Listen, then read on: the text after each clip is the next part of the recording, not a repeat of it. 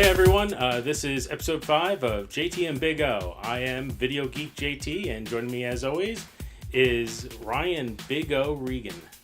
Howdy, and happy Halloween, everybody. Or is it Rum Fight? Today it's for the moment it's Rum Fight, although people probably don't even know what Rum Fight is. Though we did kind of mention it last time.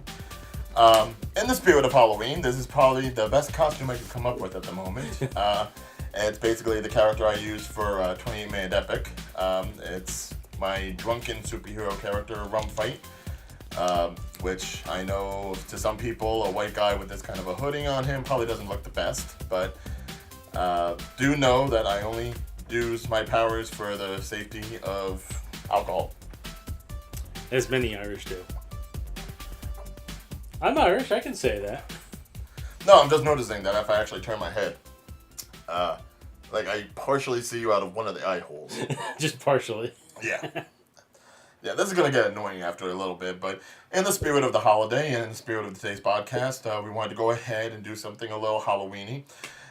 So we'll be talking about a bunch of different things, best movies, anime for Halloween, favorite candies, and of course we'll be doing a couple of reviews in regards of the season, mostly Stranger Things 2, which I know you've caught up with, and I'm apologizing right now for having to force that upon you.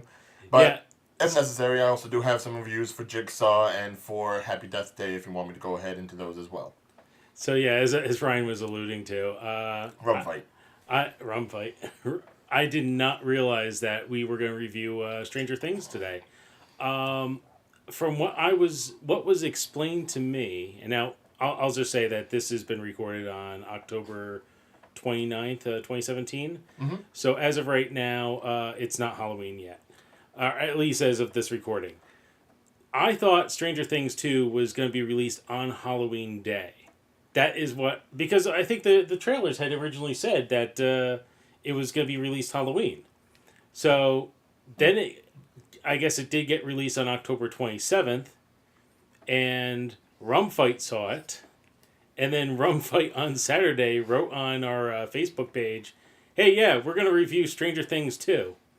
That's when I first discovered that, A, Stranger Things came out, and B, we were going to review it. I was under the impression that you were aware since the promotional has been... Now, mind you, they've done a lot of Halloween-oriented things for the promotion of it, well, with the trailer obviously showing that they're in their Halloween costumes as the Ghostbusters, and that you hear in some of the trailers the background music being played is Michael Jackson's Thriller. So they have a very Halloween-oriented promotional campaign this year.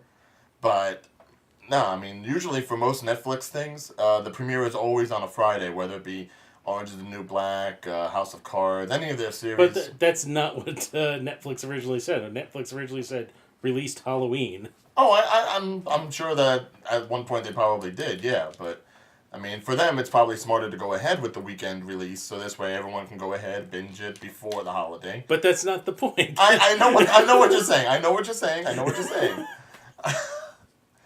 And far be it from me to be the bearer of bad news that, yes, it was premiering on Friday as opposed to Halloween. So, I am sorry. It's all good. Before we get into Stranger Things, I do want to tell one quick tale, though. So, I ended up binge-watching this entire series last night. So, wait, you hadn't even seen the first season? Oh, no, I saw the first season. Oh, okay. No, I was caught up on that far. No, I binge-watched the entire season 2 last night. Okay. But it was funny enough because I have a roommate, and it's actually his place. And he brought some friends over that night. Now, they left me alone because, quite frankly, A, I wanted to watch this for the podcast, and B, I was not feeling too well, so I kind of wanted to be on my own. And a few people, cool people, they were coming in and out to just kind of chill with me. One person in particular would come in and out and wanted to start a conversation with me. And finally, after a while, I hit pause and just kind of chilled with this guy for a bit and talked with him. So, to the point of the story here. As part of all this was, I decided it was time for a drink. Sort of like my friend Rum Fight here. Woohoo! So I ended up getting a shot, and my friend here also decided that he wanted a shot. Well, I wanted a little bit extra more in my shot, so I went, I'm going to grab some Coke. So, oh, wait, you have Coke in the house? Coca-Cola. Oh, okay. Gotta love partiers, really. Oh no, this is where it gets better because I've heard that joke so many times that didn't bug me. Of course. What followed up that was I tried to take cocaine once, but it turned out to be heroin. Oh, that was a bad idea. And they just looked at him. It's just like, okay, yeah, heroin's a bad. Yeah, and he went into detail why heroin was a bad idea, and then when he was done, it's like, so what about coke? Oh no, I didn't get to try coke yet, but I still want to try coke. Just heroin. Stay away from heroin. Very smart PSA there. So, and how long did he go on talking about coke and heroin, just out of curiosity? oh, this conversation went on for another 2 to 3 minutes. Oh, okay. And it was like I kept going back around to try to like give the hint, like cocaine is bad too, and that was just not registering on it. It was just like It's a hell of a drug, according to James. Yes. no, according to him, it was almost like weed. It's like Very different plant. I've never heard someone downplay coke so much. It's like, oh man, heroin's bad, man. I really want to try coke, but heroin, stay the fuck away from heroin. It's like to me, they're like, aren't they like near the same?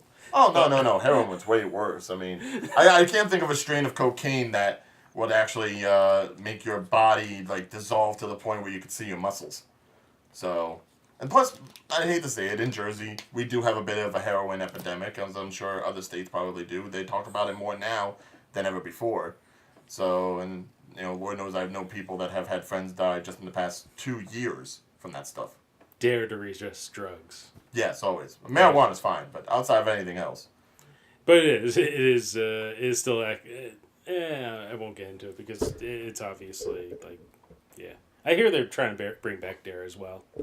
Really? Yeah, I don't know if they're going to, but I'm hearing they've been wanting to bring it back. Anyway, strange. As long as not Quaaludes, fine. But. Yeah. So that was my story from last night before I got to finish Stranger Things. Cocaine is. You were talking about some other strange things, apparently. So I mean, that's all good. I love my friends. Strange is strange. If he's watching this, there's nothing against you, man, but it was a funny conversation. It was also like 5 o'clock in the morning. All right, so let's get into it. The meat of this all, the thing that everyone's been really into this weekend, Stranger Things 2. Yes.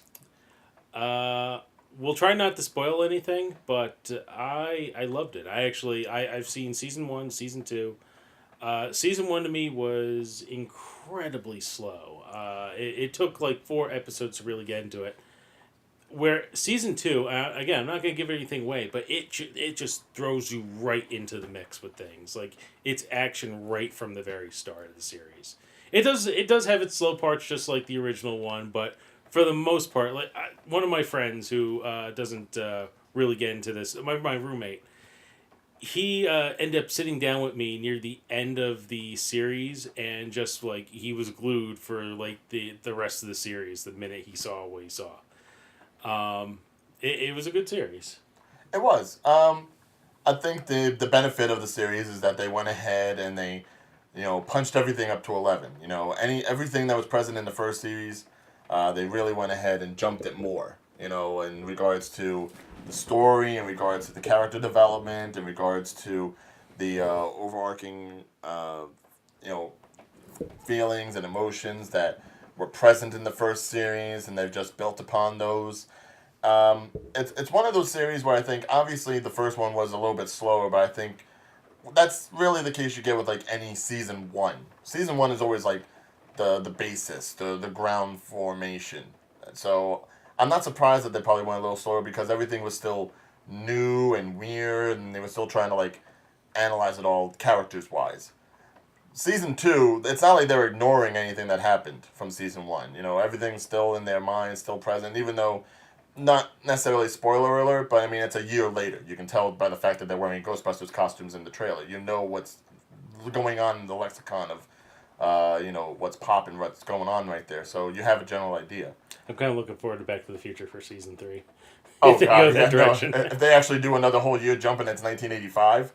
Oh, yeah, no, I'm waiting for people to be talking like that. And the thing is, they really play into, like, all the little nods to the 80s nostalgia. Like, even the Ghostbusters costumes aside, I noticed some of the dialogue from the first movie. I saw that when they were talking about this, that, and the other thing, and I'm like, wow, they're just really going into this.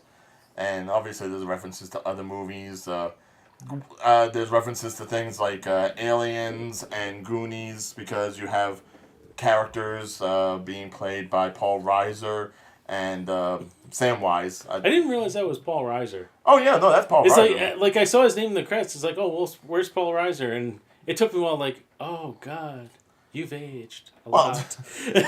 I mean, he wasn't exactly the youngest looking guy ever. No, mad about you even, but he's much older now. Yeah, but I mean, and that's the thing. The new characters they introduced this year, I liked Paul Reiser's. I liked. I keep Sean Astin.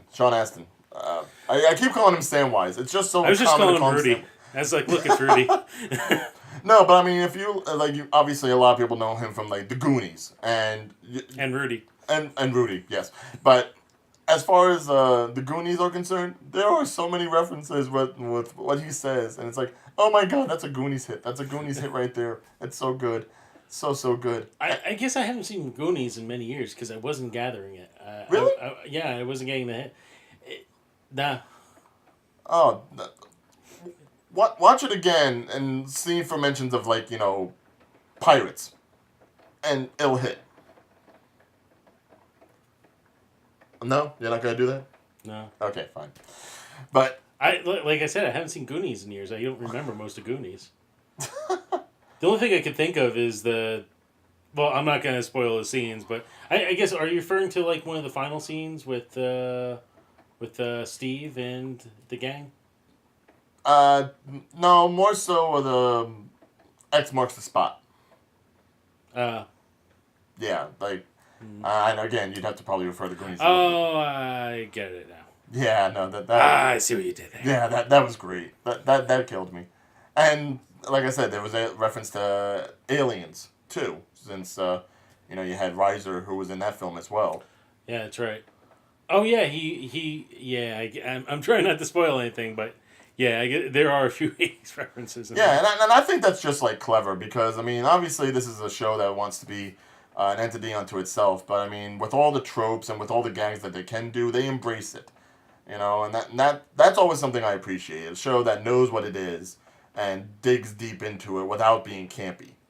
And that's something that I think a lot of people can appreciate from a show that has its suspense, but also has its tongue-in-cheek humor in order to cleanse the palate. The other thing I was talking to some of my friends about while watching it was the production value of that. Like, my God, it was like a 9-hour movie.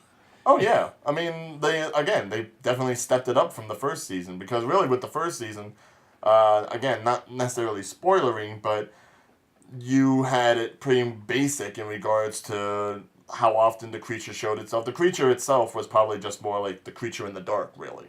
You didn't have to see it too often to really know its presence. Yeah, and the CG wasn't really amazing. I mean, you could tell that, but I mean, like, so much the other stuff, the scenery, the locations, The upside down. some the upside down. It was like there was better production value in this than there was in The Walking Dead.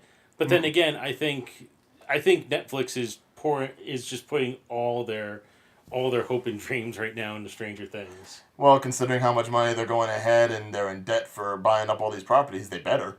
They better be using it wisely. But it's one of those things where I don't necessarily think you even need to worry so much about the CG on a show like this because all of it's from the acting. The acting of some of these kids, these like preteen kids, is outstanding.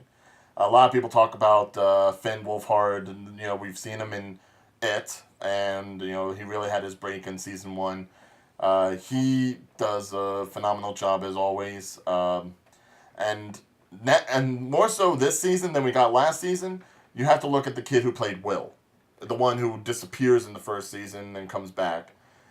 The performance he gives here outshadows any of the kids because at this point the kids are pretty much just like going through their own little side stories and are either comedic fodder or there's young love in the air. But the stuff that's going on with Will is by far he steals it for me. He steals the show. On the opposite end, 11's entire direction just has to be like act wooden.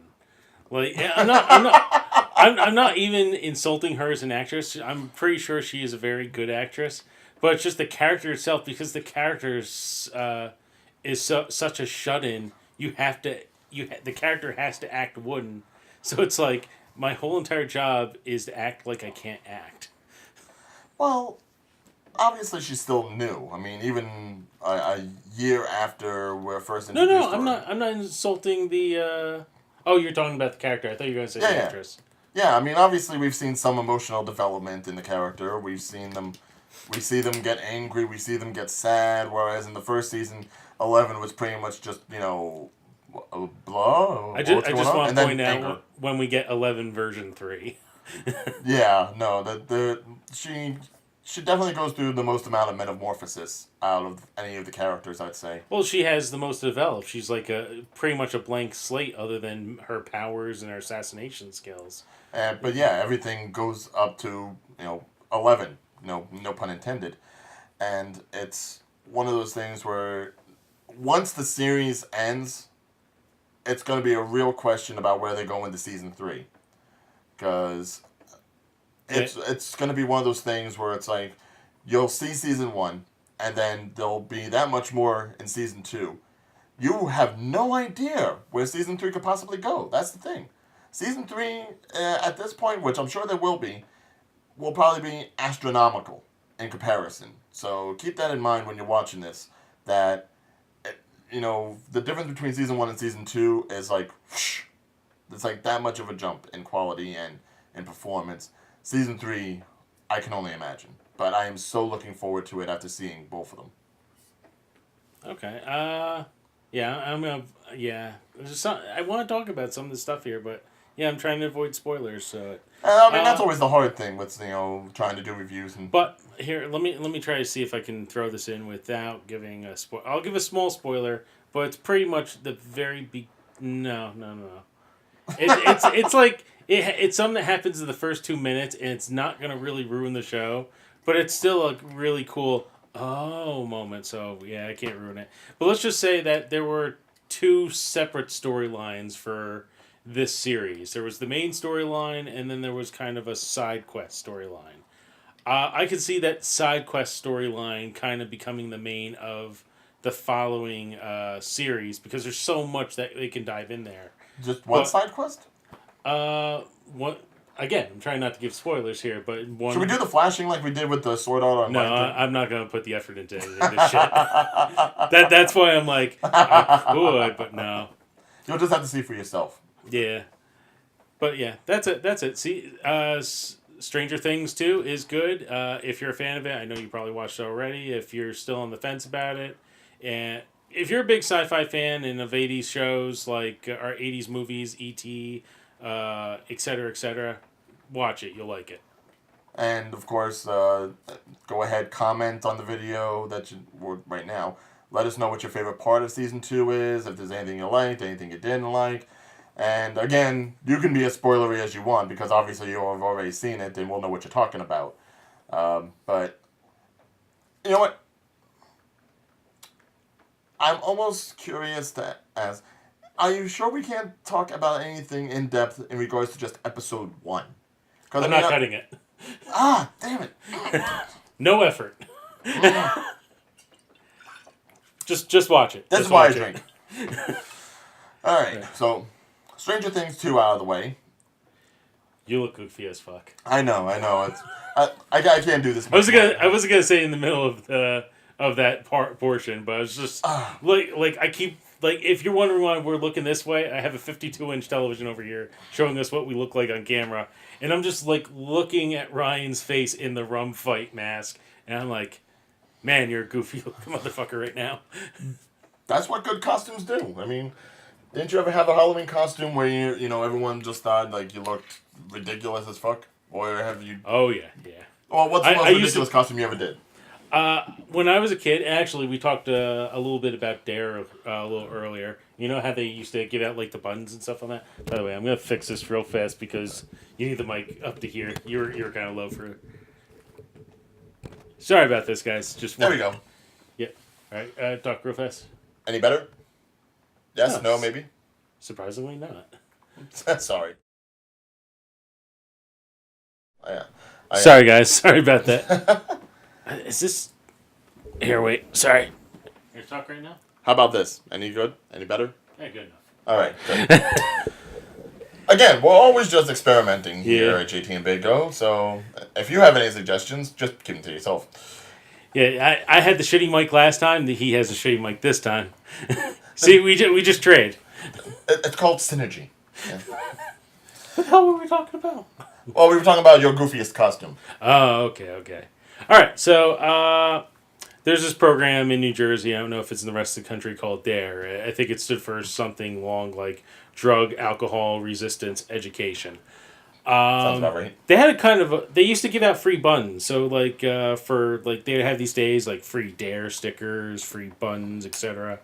So they have this little black bun that said DARE on it in all red bloody letters. Because that's how they tried to get the kids, with bloody cool lettering.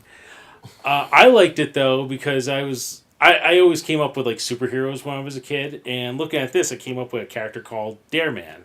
I was 10. Don't hate me too much on this. So I took this bun and some of the other stuff, and I started gathering together different items. Like I had a domino mask. The red decoder things that they had in like cereal boxes, like you could read like stuff.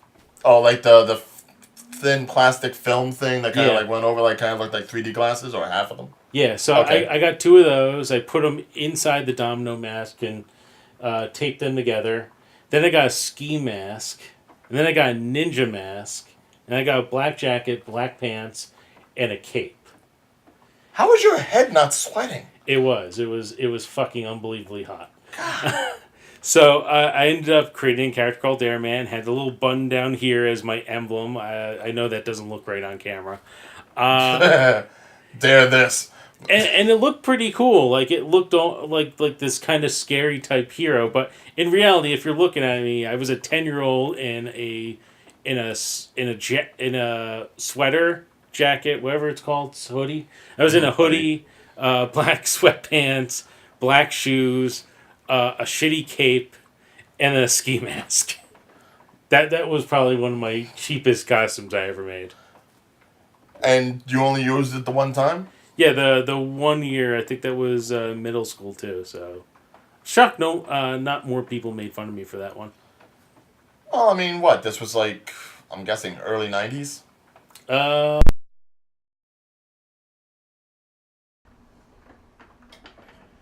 Hi. I'm guessing that's from the storm. We had a power hit. And thankfully, everything's on battery power, so we didn't actually lose anything. We just saw just some weird shit. Yeah, if anything, just the lights went out. Again, spooky Halloween episode. Woo. We did, however, lose our monitor, so if the audio comes back up with this, I apologize. I lost track of what we were talking about. We were talking about costumes. Well, we were mentioning... Well, you mentioned yours, and I was trying to figure out the decade that was in. Obviously, it was early 90s. 96, 97, around that. Oh, okay, so like high school time. Well, high school for me, anyways. Yeah, it was this middle school. Like I think there's a 3-4 year age gap between us. Right, but I'm surprised that they still had Dare relevant, because I remember it being in like elementary school. They definitely had the buttons and everything for that. 95, 96, I think that was around... I think they were actually around until 2000. But they were definitely still in full swing 95, 96. Yeah, because they started during the Bush era.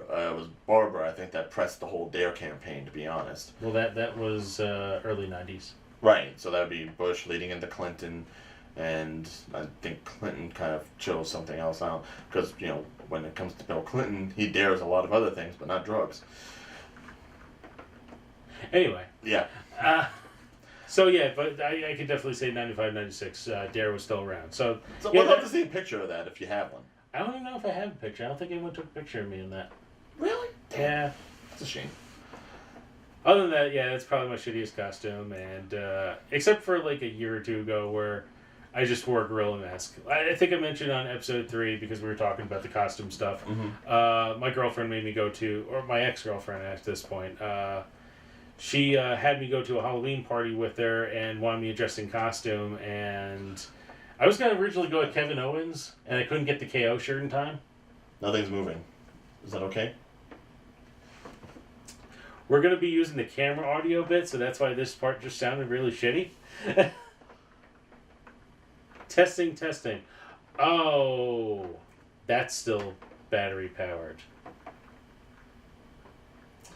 Yeah, so that power hit actually killed our board, and I didn't even realize it. It's USB, so that's why it kind of killed it.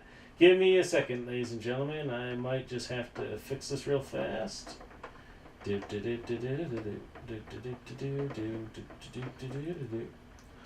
the positive aspect, at least you know that it wasn't any of us that did this. It's Mother Nature. So, if you have any problems with the quality of the audio or anything, blame that bitch. Stop recording. Alright, I don't want to stop recording because I'm lazy. But you're honest. I'm honestly lazy. I'm honestly lazy. Honestly, then? Alright. Let's kill that. Well, while he's doing that, I'm going to go ahead and just parlay into probably my shittiest costume, if I can actually think of one. Because Lord knows I always try to be a little creative with my costumes, but I think the one where I put the least amount of effort into it would probably be the year I dressed up as Hugh Hefner in college. Now, this was, I believe, freshman year, and I wanted to have a costume since this was my first time in college. I wanted to do something that was maybe going to be a little controversial, something I couldn't necessarily do back home. And when you're living in a place where it's mostly all guys around and everything, one thing you learn about that maybe you didn't have the opportunity to learn about when you were younger with any of your friends in elementary school or middle school or high school is Playboy. So, truth be told, except for the old Playboys that my uncle used to have back in my grandmother's house, I had never seen a current Playboy up until then. Until I got to college, and Lord knows there was this one guy in the dormitory that actually collected them. So, like, every month he would go ahead and get it. Didn't do anything seedy to the centerfolds as far as I know. But he would go ahead and collect them. And I just went ahead and I'm like, wow, I did not realize there was this many out there. Even though it was still a running monthly publication, I didn't realize how so much could look like it. And I actually read one of the more current ones, and I actually found it very interesting, centerfolds and naked women aside. I think at this point I was actually still a virgin, so that's probably what made it more interesting to me at that current moment. Thankfully that ended later on, but enough of that. So I wanted to go ahead, I wanted to meet some girls and all that, but I didn't know what I could dress up as, someone looking like me, so I just go to the recently opened Goodwill shop and just rummage through there because there really wasn't a party city or anything. And I found an old gray wig. And I'm like, I'm trying it on. It was probably about to here. And I'm like, you know what? I could work with this. I could do something with this. I take it back to the dorm, and I'm trying to think, what the hell could I possibly be this year with this wig? And then the guy with all the Playboys and everything, and he's like, he's the one that comes by. It's like, you know what? You should really trim that. I'm like, trim it how? And he pretty much shows me a picture of Hugh Hefner. And he has it, high and tight with, the little bit of, flail up top. And I'm like, that's perfect. That is absolutely perfect. So I go ahead, I cut the rig out, and I'm thinking, what can I possibly dress in that would work? Suit pants, and I take an old robe of mine, because I really only have the one. So I have this, big cottony red robe on that's, down to, above my knees, with this wig, and this pipe that I was able to find at one of the prop closets over at the Creative Arts Center where we do all the theater. So here I am in just wig, pipe, robe, and I consider that a costume as opposed to just trying to look like an old man. The kicker was I actually got to the club and I had somebody follow me around with a camera saying he was my photographer. Ironically enough, not a lot of women went for it. But oh, really? Yeah, no, it's a surprise. You figured Hugh Hefner would be able to bring them in, but apparently not. No. I guess I wasn't clean shaven enough for them to think I was a young enough man.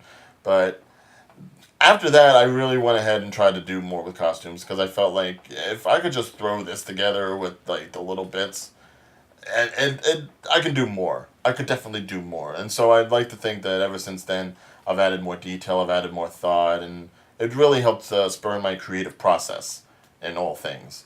So if you ever have a problem with a costume that you think may be just too cheap or too shitty, don't worry about it. It just means that this year's bad and you'll do better next year.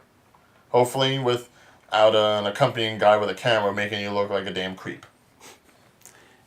Do you think it was just the camera that hurt you? I don't know. I mean, It's Hugh Hefner. Do you really think women go for Hugh Hefner? it's worked to some extent. I mean, may he rest in peace. But it's one of those things where back in the day, Hugh Hefner kind of had a certain swagger, a certain appeal, charm. He had money. Eventually, he had money, yes. He had a whole empire. But, I mean, I'm going to go ahead and associate with, like, your women that are dressed like honeybees and nuns and, schoolgirl outfits. Like, basically, if you're a female, you can dress in anything. Like, any kind of costume, and it pretty much works. But a guy's got to kind of, like, think about it for a bit, Not all of us can be just, totally ripped and just wear, like, a big yellow coat and a fireman's hat that we find at the toy store and be like, I'm a fireman. No. A legitimate guy probably has to add a little bit more. Get the gloves, get the fire extinguisher, which is probably a water one. The devil's in the details, as I've learned, I'm not going to touch this one. What, the naked fireman or the schoolgirl? I definitely don't want to touch a naked fireman. Oh, I don't know which part you want to not touch. I don't know where you're going. No. All right. So costumes aside, other Halloween stuff. Did you want me to talk about the Halloween movies that are out? The two that I've at least watched? Because I refuse to watch Tyler Perry's Boo 2. I refuse to. Oh, really? Yeah, I know. Surprise. But no, not my bag. Well, we talked about it in our first episode, so we gotta leave it alone. Although, not pun intended. it should be mentioned that, just in the quickie sense, if you have to go to the movies to see something Halloween-oriented this month, stick with it. Because really, nothing else is really going to top it. I hate to say it, but... Yeah, I mean, the only other thing I can even think of that's out right now is Jigsaw. And it's like another Saw movie. The 8th in the franchise, yes. Technically, does he take on Manhattan this time? No, it doesn't. It takes on a whole new crop of people that I don't give a damn about. A lot of no-name actors. No one from the original except Tobin Bell. His character, John Kramer, does make an appearance. Spoiler alert. It's in the IMDb. matter, you're not going to go see that. Yeah, it's in the IMDb, and you can see it on the poster, too. The thing is, you can easily use him, because aside from the first 3 movies, if you've never seen the franchise, he's prevalent in the first 3 movies, and then has an heir apparent in the last 4. And you pretty much still have him in the movies, but as flashbacks, detailing how he became the person that he ended up being. So, to throw Tobin Bell in is really like a non-spoiler, really. Because it's a Saw movie, he's going to be in it regardless one way or another. But the whole plot of it is, obviously, the Jigsaw Killer comes back, there's a whole new crop of people going through some tests and traps, but obviously, it's 10 years after the part where he would have died.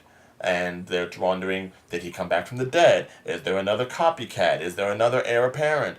Is it just whatever? Who could be doing it? And I'll just lay it out with non-spoilery. It's dull. It's very, very dull. It's you could easily figure out who the killer is, which, again, not getting into any spoilers, but I mean, you can watch the movie for like 20 minutes and you can really figure it out. Anyone who's ever watched the Saw franchise can figure it out, and those that can't maybe need another 20 minutes. So 40 minutes in, you can figure it out. I mean, the traps, they're always okay, but these were like less inspired than the original ones, because I remember the original traps being like, they definitely had something to do with the person involved. It was a deep cut, no pun intended. But these were just so uninspired. Well, it wasn't even like the kills. It was about the mystery, because the first one was really about the mystery and figuring out what the hell's going on, what's about the trap, and trying to see, like, do you go through with the trap, or can you figure out a different way? That was the fun of it. Right, but there was always like a symbolism to, escaping the trap for the person. And here, it's like, meh. It's like they're really like, grasping at straws in order to try to connect these simplistic traps to why these people are being put through them. And the deaths aren't even that interesting anymore. It's really just a cash grab as far as I can say. The only people that would really love it would be people that saw the original franchise, because there was a lot of nostalgia here. There's a lot of callbacks to the first few films, whether it be elements or traps or names or whatever. Like, this is a complete callback. And that's really the only appeal. Like, if you're someone that's loved the whole franchise, yeah, go ahead and watch it. You'll enjoy it. Anybody looking for like a scare this Halloween? No. You're going to be disappointed, I can guarantee it. That being said, if you're looking for a scare, go see it. If you want to see something that's not as scary, but you still want to see a movie on Halloween in the theaters, see Jigsaw. No, Happy Death Day. Happy Death Day I actually really liked. Out of the 3 movies that came out this month, whether it be Jigsaw, Boo 2, and Happy Death Day is the one I like the most out of all 3. And that's because you can go into it thinking it's going to be like a horror slasher, kind of like Scream. It's not. It's more Groundhog Day, but with horror elements. And I think because of that, it takes a certain turn where it's almost slightly comedic as well as a thriller. And I can appreciate that because they actually dig into it. They know exactly what they are. They know the kind of movie they have, and they play into it. There's a lot of funny moments in the film just to alleviate the tension that, okay, this girl is going to end up killed again. Which, if you don't know the plot of the movie, this girl has to relive her birthday over and over again because at the end of every day, she ends up getting killed by this guy or girl in a babyface mask. And she doesn't know who the killer is, and she's pretty much going through each day, going through the deaths, trying to figure out who the killer is so that it can stop. And like anyone who hears that description, yeah, it's Bill Murray Groundhog Day minus the whole death thing, even though he dies a couple times in that movie too. But the fact that it's on a college campus, the fact that it has some leniency into why this person would be getting this kind of treatment. Is it like a penance sort of thing? You don't really know. There's really just no explanation, and you're just kind of like diving right into the whole thing. And I found it really enjoyable just as a movie. Now, as far as the deaths are concerned, there's some creative way in which she dies, but it's not gory. It's not like Jigsaw. It's not blood and guts and all that. The depth is in the storytelling itself, not in the gore. It's more suspenseful, if anything else. So I would recommend that just as an enjoyable movie. But if you have to watch something for Halloween presents and you don't want to go and watch it for the 15th time, or you think that might be too scary, Happy Death Day would definitely be my recommendation. Now, after hearing that and knowing the 4 movies that are an option, what would you pick? Me personally, because I'm not really a major horror fan, I'd probably go with Happy Death Day. I did see the trailer for it, and again, I'm not a big horror fan. I'm not someone who wants to watch a movie to scare myself to death. I'm more into the entertainment value and to get my mind off the world. Happy Death Day, yeah, as Ryan was kind of saying, is a lot less. At least from what I see of it, I haven't watched the movie yet, like Ryan, but it looks a lot less scary. I would definitely want to go see that. Yeah. Although, just to let you know, the 50 Cent song in the club, not in the movie. Just the trailer? Just the trailer. So, I mean, that's probably the one really big disappointment. Because I wanted to see that song play out through this movie in some way or fashion. Because it really had a nice hook, the way they, did it in the trailer. And they kind of slowed it down to some extent. And they took out the vocals and they just went with the beat. It can be a really sinister song when it's done right. That track alone, just ooh. Not saying 50 Cent is scary, but, the man has been shot how many times and still alive?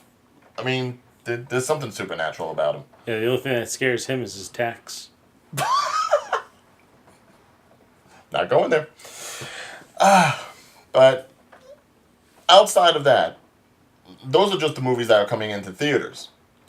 Do you have a personal favorite Halloween movie or scary? I know you said you're not the one for horror, but if you had to watch something with some like scary element to it, what would be your pick? If I was in the mood for like, hey, it's Halloween, let's watch a horror movie. Yeah. Probably either I'll go to the '80s classics, either Halloween or the original Friday the 13th. Okay, so slashers. Yeah. All right. Uh, why slashers? What about them? I don't know. I guess I grew up around that stuff. Sort of like with Stranger Things being all '80s. Like I kind of grew up around the Friday the 13th. Not the Friday the 13th. Did I say Friday the 13th or Nightmare on Elm Street? You said Friday the 13th. I meant to say Nightmare on Elm Street. Oh, okay. Because obviously, Freddy Krueger. yeah, no, obviously there's a difference there. We've seen Freddy vs. Jason, two different people, but nah, because I thought you were going just like the whole hack slash sort of a mentality. No. Matter of fact, I'm not a big fan of the original Friday the 13th. No, It's not bad, but it's not my cup of tea. But I really did like the original Halloween as a filmmaker and as just a movie fan. And I really liked not Friday the 13th, Nightmare on Elm Street, which was a really well done horror film for its time. although funny enough, this month did have a Friday the 13th in it. Yeah, it did. Yeah. Oh, speaking of which, if I can jump a tiny bit away from movies real fast. Sure. So there's a game online. It is called Dead by Daylight. It's pretty much what happens is you have the choice of playing. You're pretty much injected into a slasher film, and you have the choice of playing either the victim who has to survive or the killer. When they started the whole thing, they had like three generic guys who kind of were like the Jason, the Leatherface, and then I forget the third one was, but it was like a ghost type killer. But they started making progress with getting actual horror movie icons in there. Like last Halloween, they got Mike Myers in it. Which isn't hard. I mean, obviously, if Rob Zombie can get the licensing, anybody can. But this year, they got the licensing for Freddy Krueger. Oh, very nice. Now, was he just going around and slashing people with the glove, or did he have some supernatural elements? Each one of the killers has its own special, unique powers. Okay. Freddy has a nice one. What is it? Freddy puts you to sleep. Oh. So, while you're not asleep, when you're awake, you can't see him. He can chase you around, but he can't hurt you. But at the same time, you don't know he's there. He has the ability, once he's close enough to you, to put you asleep. Once you're asleep, he can kill you, and he will also know where you are at all times. But once you're asleep, are you still moving around at all? Or Yeah, you're running around. If one of your partners, because if you're a victim, it's up to 4 victims. So if anyone on your team sees you, you'll be kind of like dazed, like you're asleep, but you're like sleepwalking. Okay. And you can be woken up. Okay, so they kind of played around with that in some of the movies, especially in the reboot, where you're staying up for long enough, you're kind of like daydreaming and stuff like that, and that's how he's able to get you. So, all right, so that's an interesting mechanic, because then you'll just look at and they'll know you're affected, but they can wake you up at least. And I'm a big fan of this game, especially watching a player called H2O Delirious on YouTube play these. And the other unique thing about this gameplay, there's a whole bunch of elements to it. To actually win the game, what the victims do is they have to run around this area, restarting all these generators so they can open up the gate and leave. And little things happen. If when you're fixing the generator, it could explode, which is a bad thing. It won't hurt you. It won't hurt you, but it'll make a noise to alert the killer where you are. Oh, okay. So, but it's like this loud explosion, and it's something you never want to do. Other things are if you get hurt, you can be healed by your partners, or you can be healed by a med kit. Mm-hmm. But as you're doing it, there's like time events. So if you fuck up, you hurt yourself again, and you give an alert out. Oh. So these are two things that are normally very bad, With Freddy Krueger, though, if he puts you asleep and you accidentally screw up the timing system to either hurt yourself or blow up a generator, it'll wake you up. So in that case, it's bad, but it's a benefit. Yeah. So if Freddy Krueger comes up to you as you're trying to fix a generator and you accidentally make it go boom, you wake up and he can no longer hurt you. And obviously, it's silly to think of whether or not it'll alert him because he'll be right there anyways. Right. But how often can he put someone to sleep? He consistently. Oh, so he could just... Yeah, you could wake up and he could just like, boom, you're back to sleep again. Yeah, he can start putting you right back to sleep, but if you can get out of his path, then you're good. Okay. Oh, that sounds very interesting. I mean, I've seen people play it, but I've never actually played any game of that myself, whether it be Dead by Daylight or Friday the 13th when it came out or any of those. Yeah, and that's the one thing I'm a little sad about because, again, I like watching H2O Delirious, who he idolizes Jason. Oh, so he's a big Jason fan. Yeah, as a matter of fact, his character, like, he has his own character design, is pretty much like a guy in a hoodie and sweatpants, but then has the hockey mask like Jason. And it's kind of funny how good he is at Dead by Daylight, but he can never play as Jason because Jason just got his own Friday the 13th game, which is the same exact game mechanics. So they're probably never going to get the licensing to Dead by Daylight because it would hurt the Friday the 13th game. But does he play the Friday the 13th game at all? Yes, he does. Okay, so I mean, it's not like he's never... It's the same gameplay, but Friday the 13th is just not nearly as good. Well, obviously, by comparison, I imagine it's more limited in Friday the 13th. It's strangely enough, there's more to it, but the problem really is they may overpower Jason. Well, like, if you're playing as Jason, you're having a fun time. If you're playing a victim, you're going to lose. And so, therefore, you're never going to want to play the victim. Well, I mean, we're talking about an enemy whose only real weakness is water, and even that's more psychological than any physical damage. More than that, he can teleport across, like, the map. Well, yeah, that's pretty much how they had it in some of the movies. The fact that he was able to get from one point to the other so quickly, he had to have at some point. But, I mean, for, like, when you create game mechanics, you have to do something to balance things out. There's such a uneven balance here. Like, they gave Jason all his powers. I'm like, you're not going to survive. But there is a way to kill him. Do you know the way to kill him? It's complicated, yeah. You got to call the one guy, and, you know, you have to have the shotgun available, and you can't use it until he's, like, weakened. You have to call Tommy in. You have to have at least one girl in your party. Okay. And then you have to get to the mother's cabin, like Jason's mother's cabin. Get the head. Okay. And then trick Jason into thinking the woman is his mother, so he loses defense. Oh, and then you have to knock Jason's mask off. Okay. And once you actually have to do that before you grab the mother's head. Okay. And then once the mask is off, and Tommy has to have the machete. So Tommy has to have the machete to get Jason in the head. That's the final hit. Yeah. Okay. So yeah, I mean that's like complicated. That's complicated, yes. But it's a matter of who wants to actually go ahead and do all that, as opposed to people that just want to try to escape. Though I think they patched it at this point, but they found another glitch on how to kill Jason. What kind? I forget how this happens, but if let's say there is a victim that getting into a car, and Jason goes to try to pull the victim out of the car. As they're pulling the victim out of the car, if another victim hits Jason with a baseball bat, Jason will go flying off the map. What? Yeah. He will just fly right off the map. And once he's off the map, he'll be considered dead and the game is over. Wow. So just hitting him at that one particular moment, and that will KO him. Yep. Oh, that's just funny. They probably patched at this point, but it was a pretty sweet one. I gotta go online and find videos of that. Just seeing like that big hulking brute, like fucking Team Rocket and Pokemon, like ting, see a little star. It's like oh, I gotta see that. Oh man, yeah. No, as far as video games are concerned, I just play Paladins, so I don't know much of anything. I don't play much video games. I played Mario Brothers Galaxy, or not Galaxy. That's Odyssey. That's 10 years ago. Mario Brothers Odyssey. Yes, I saw that. Which did you know that it could be 2-player too? No, I didn't. Yeah, I saw the guys from Continue They played it on their Continue Quest show. And yeah, it's basically one guy can control Mario and one guy controls Cappy.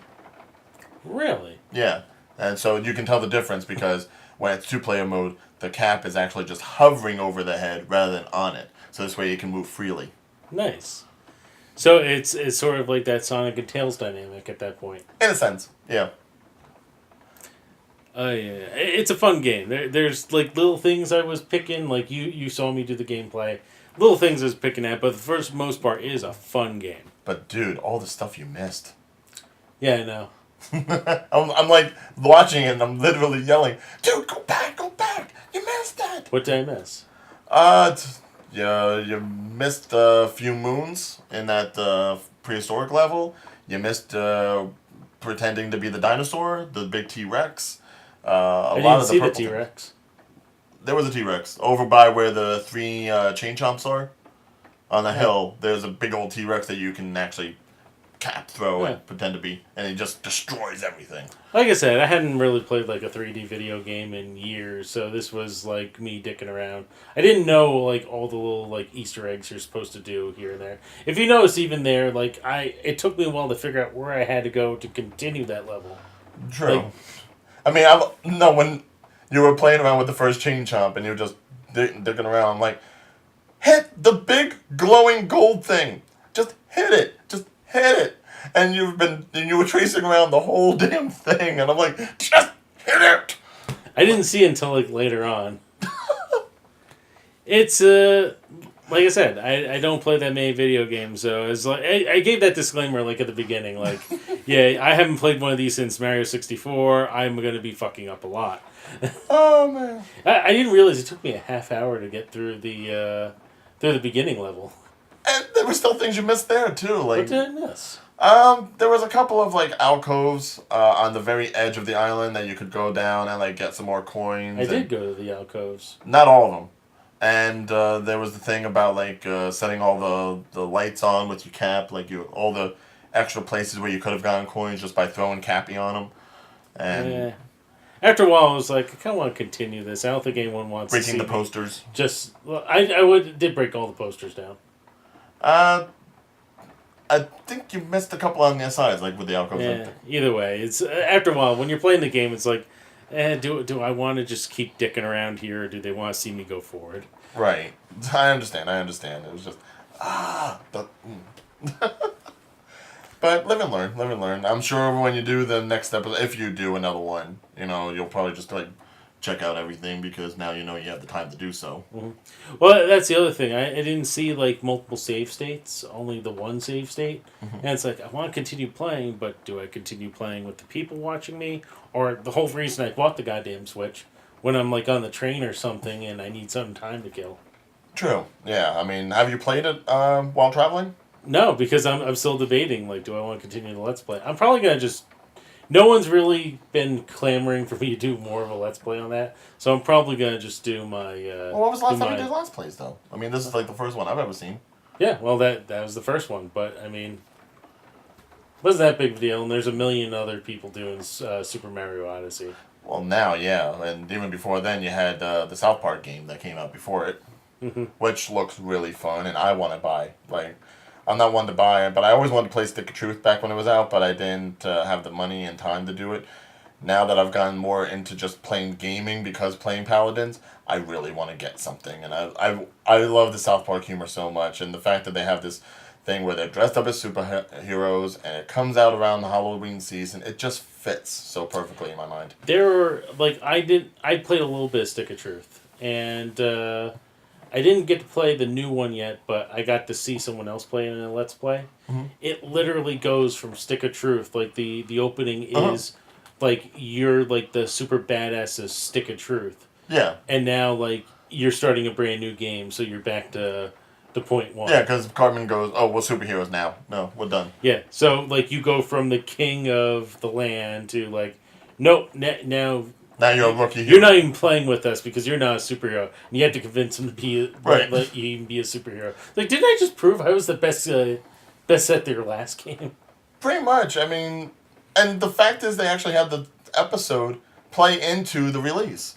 Like, when the game released, the episode that played that Wednesday before had everything to do with like setting up what happens in the game, and I thought that was like brilliant because even they did the same thing back when Stick of Truth came out. They had like that whole 3 episode arc around Thanksgiving when they were talking about like the new game the things Xbox PS3 that were coming out, and they went through like a whole Game of Thrones thing doing all that, and it led into Stick of Truth starting that off. And I think that's just not only is it brilliant marketing, it's brilliant story play. Like they really just went all out just to go ahead and promote the game.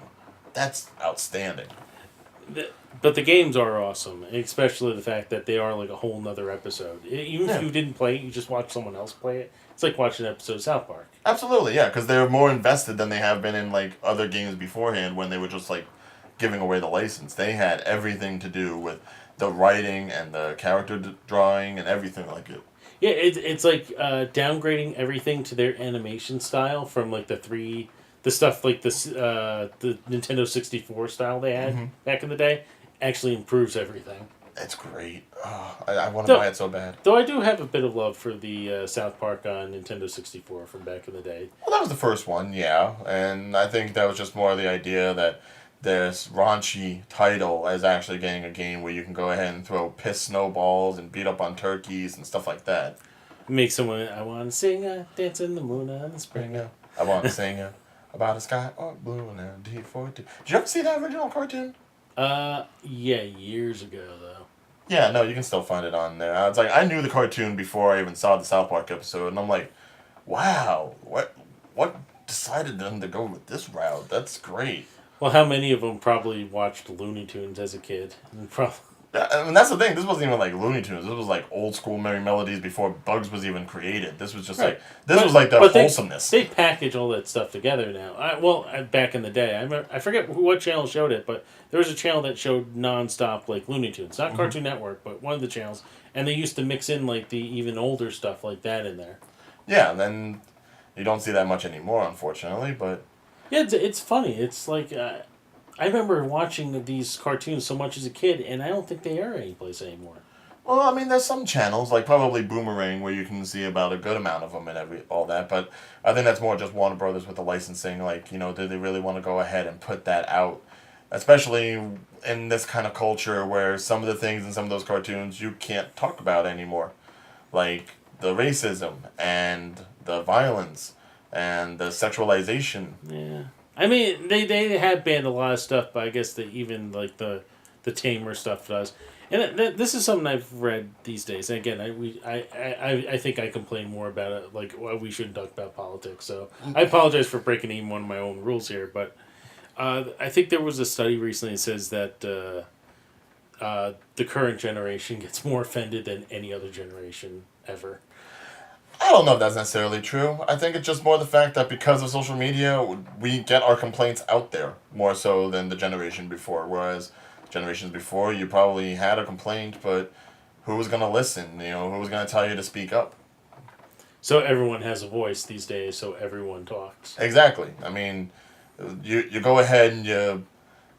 Well, what's the phrase that they use from church? You give a man a fish, he'll eat for the day. You teach a man to fish, he'll eat for his life. You know, you give somebody an outlet when they're walking the street, you know, they'll probably have something to say. You give somebody a Twitter, they'll never shut up. Just like our president. Hey, no more politics. All right. Okay. Actually, I know we're around an hour in already. Well, already? Yeah. Oh, wow. All right. I mean... I guess the movies and the television talk definitely went ahead and took up the bulk of the time, and we veered off into other avenues. But any other Halloween talk? Anything else to bring up for Halloween? Well, I mean, we talked movies, we talked television, we talked costumes. What's your favorite Halloween candy? I don't know. Really? Because I mean, we're talking about a guy who's had candy here at the tables before. So to be fair, it's not my candy that puts... I guess, you know what? Milky Ways. Milky Ways have always been my favorite. Solid choice. You a big nougat man? No. And I get the reference. Okay, no. good. we see what happens with nougat.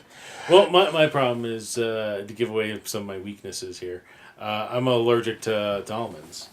So, and that eliminates like half of the candy out there. Not just Almond Joys and stuff like that? Snickers and anything with peanut butter. So Reese's Pieces. Alright.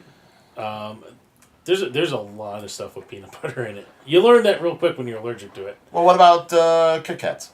No. Crunches. Crunches? Oh, Nestle Crunch? Yeah, it's fine. And to that regard, Crackle.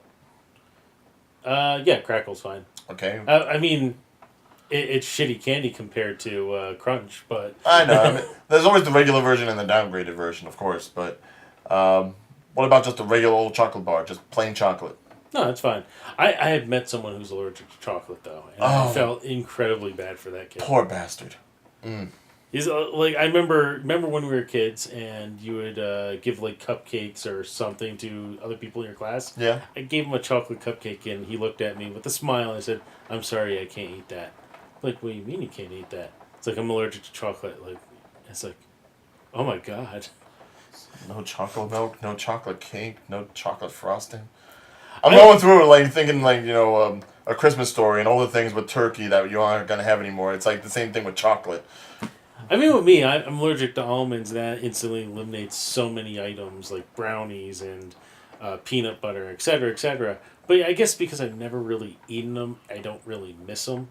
But chocolate, it's just, there's so many. I feel like there's more for chocolate than peanuts. And not just that, just different kinds of chocolate. Like, just for example, I love brownies. Mm-hmm. I'm a big brownie fiend. My family knows this. When it comes to the holidays, my sister will get her cream puffs. I'll get the brownies. But it has to be from certain manufacturers. And I learned this in college because my sister went ahead and baked me a thing of brownies one year and sent it to me care packaged. And I stupidly ate the whole thing because, hey, it was college and I was on a bit of a bender. So I'm like coming home after drinking, like, let me just eat these brownies. Turns out, after eating all the brownies, I ended up breaking out in hives, which had never happened before.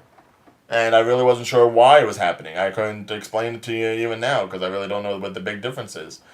But I ended up having to go to the doctor. They gave me medicine, put me on steroids, to help combat it.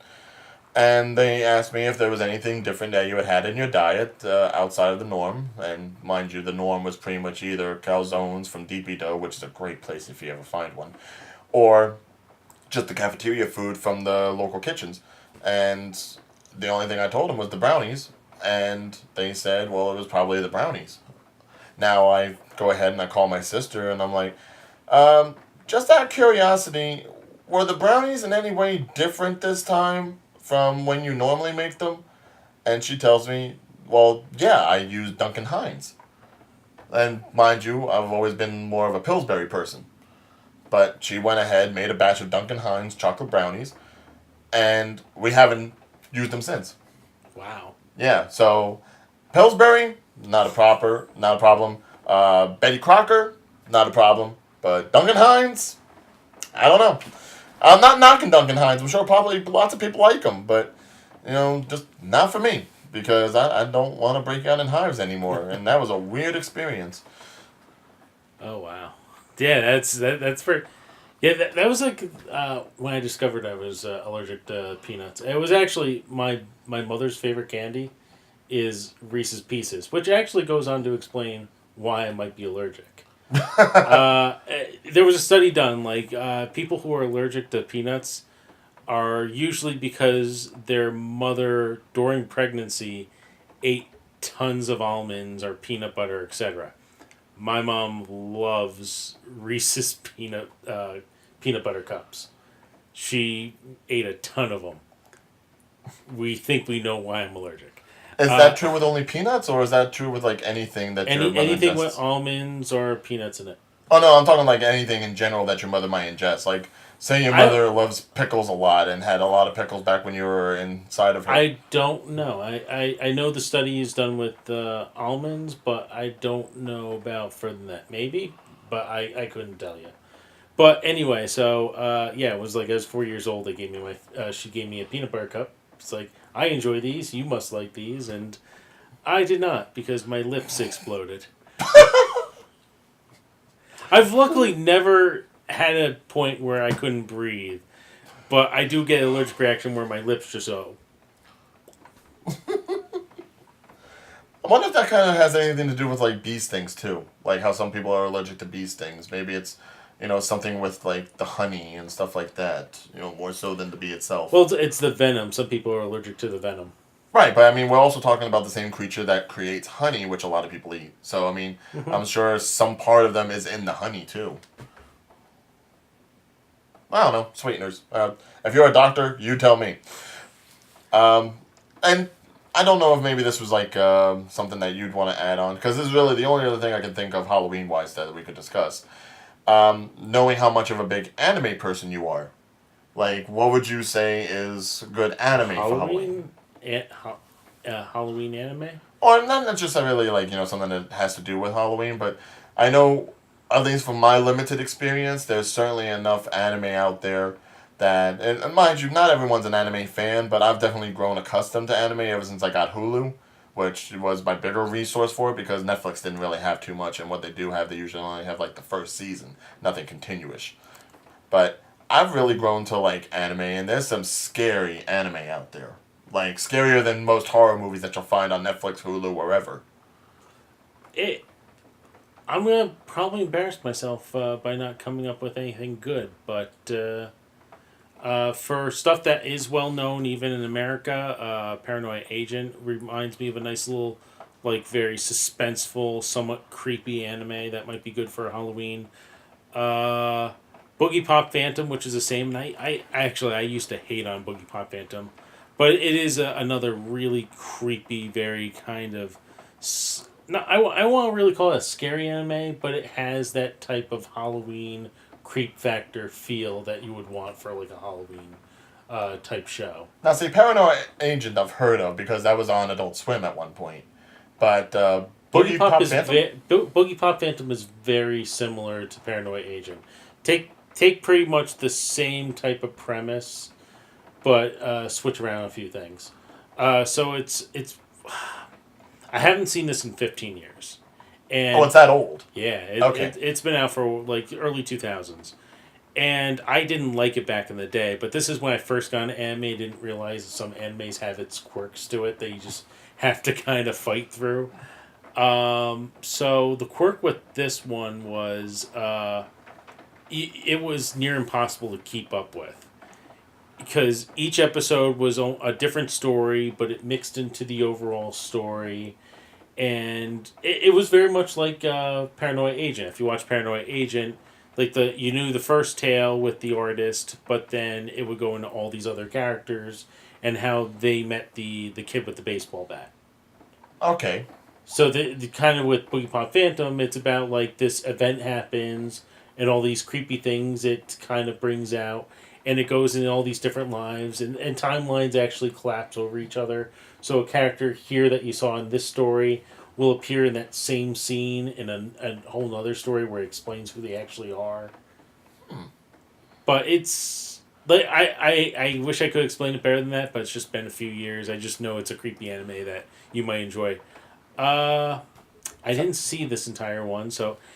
I'm going to really embarrass myself with this one because this was a really, really popular anime. I never watched the whole thing. In fact, I could explain this one. Is it Berserk? Yeah, Berserk. Oh, okay. Berserk I've at least caught up to through the movies that they put out in the past couple of years. Because they pretty much took the original series and I know there was like a series like earlier on. There was an older animation. But now they've done one where it's a little bit cleaner, a little CG added to it. And it's pretty much retelling the original series up to the point where, where I guess the comics would probably continue on that you never got in the original. So, I mean, that I would say that's interesting. Although, I don't know if that would necessarily be considered like horror or scary because it's like just that one part. It's not just the one part. It does have a lot of creepy moments in it. But then again, that's how I was introduced to it. I was introduced... Like, my friend, for whatever reason, he gave me the original series, and he showed me episode 1, episode 2, and then the final episode. Okay. And it was just like, well, I have no reason to watch this now. But it was all like, he was fighting demons the entire time, so that's why it's in my head that would be a good one. What would be a creepy anime? Creepy, creepy, creepy. I mean, I know some of the ones that people would normally talk about, like Corpse Party, Black Butler, Hellsing, more so Hellsing Ultimate than the original version. Well, it's just like vampires, but Yeah, but I mean, they really go darker with Hellsing Ultimate in that one because yeah, I gotta see Nazis, Ultimate. Nazis alone just are always like an ultimate evil, and to add supernatural aspects to it is always bad. Man, I've been out of anime so long. I'm like, there are some that like they're swimming in there, and I can't think of them. What was the one back in the day with the witch? The That witch was a few. hunter, witch hunter Robin. Okay, all right. Can't think if that would be a Halloween one though, because it. But they're trying to kill supernatural people. Yeah, It's like X-Men, except instead of mutants, they're witches. right. I remember that one from the Adult Swim days too. Um, yeah, that would probably be a good one, just for like low level. If you know someone that likes Buffy the Vampire Slayer, you'd probably like Witch Hunter Robin. As far as older than that, easily Vampire Hunter D would Mm-hmm. probably be a good one. Uh, the Parasite that they made, that's creepy. Oh, Blue Gender.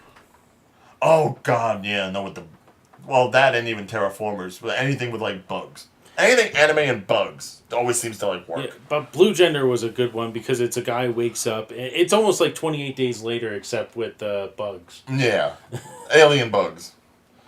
So he wakes up. It's the apocalypse. Almost everyone's dead, and the soldier is trying to save him. And it's just them trying to escape the Earth, which has been taken over by these evil, gigantic bugs. That one probably would be a nice little horror one. Yeah, because bugs always are creepy. Like no matter whether or not you like them, in cinema they've always been creepy. Whether it's something simple like the Ashley Judd movie Bug, or even the old things from like back in the 40s and 50s when you Slither. had Slither's a good one, and anything creepy crawly. Just One other one, and my roommate would kill. Well, he wouldn't kill me, but he'd be upset for me if I didn't mention this one. High School of the Dead. One of the few zombie animes out there. At least one of the original, well-known ones. see, It's not horror, but it's zombies. it's zombies to the degree that like Shaun of the Dead is zombies. I would say Shaun of the Dead is a Halloween movie. Right, but I'd still consider it more of a comedy than the actual horror that's spoofing on. Well, you don't need it. A good Halloween movie doesn't need to be particularly a horror. No, I understand that. I mean, one of my favorite Halloween movies is Space Invaders. Mm-hmm. Well, do you know that one? Oh yeah, Yeah. That was my favorite as a kid. Yeah, and that's definitely not scary and by any means. Even the antagonist is like, okay, so you're basically just one of those robots from Star Wars. That's pretty much it. Yeah, it's 5 aliens, a little girl, and an old man. Yep, on Halloween night, and the aliens are mistaken for trick-or-treaters. And they've come to Earth because they have heard a rebroadcasting of War of the Worlds and think it's an actual message to start invading. Yeah, they want in. And the one guy always saying, "Prepare to die, Earth scum." And then when the other one's just like knocking on him for it, "Prepare to die, Earth scum. Prepare to die, Earth scum." I hope they fucking put that on your tombstone. It just always hits me. Man. I haven't seen that in 20 years. Now I kind of want to watch it. My one boy Rob, he actually found it on DVD, and I'm like, "You've got to tell me where this is." Nice. It's like I want to get it just for the collection. But I mean, as far as anime goes, yeah, I mean, you pretty much touched on a lot of good ones. I think the thing with anime is that you can find a lot more horror animation in that because anime doesn't really shy away from like the blood and guts. They don't. Not as much as you probably get with like Canadian and USA animation. No, even like the popular, really cutesy ones. If you want to see a really fucked up anime, not saying this is a Halloween one, but Pulley Magic Girl Madoka. Puella. Yeah, I always screw up the Madoka name, but I just Magica. call it Madoka Magica. Yeah, that's pretty much how the most. Because it's the easiest thing to say. But yeah, that gets dark. That gets like super evil. Yeah, it takes every trope of Magic Girl animes and turns it on the head and makes it horrible. Funny enough, one of my favorite anime characters has come out of this series. Which one? I can't think. I never remember her name. Homura. Is that the one that can turn back time? Yes. Okay, yeah. All right. Have you seen the movies that happen after the television series? No, I haven't. Oh, then you're really gonna like Homura on that. Whew. Well, she was like one of the best characters, and actually, well, I'll admit this: I don't always go back and watch anime's episodes over and over again because they're always part of a bigger arc. Her arc story in the series, episode 10, I will watch over and over again. Oh yeah, no. That's always she is pretty much her and the one main protagonist. It's pretty much their story. Everyone else is just ancillary. But you have to watch the movie that they did for that follows after the series.